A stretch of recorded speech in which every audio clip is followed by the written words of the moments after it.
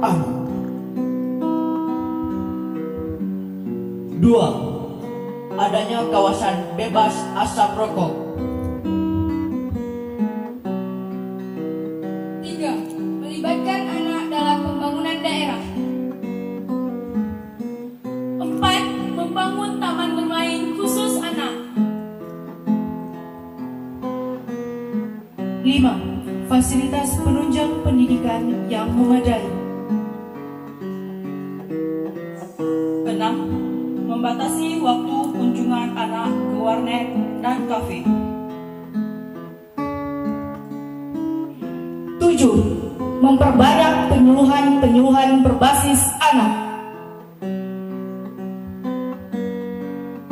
8. Membatasi usia pemberian gadget dan pembudayaan permainan tradisional pada anak.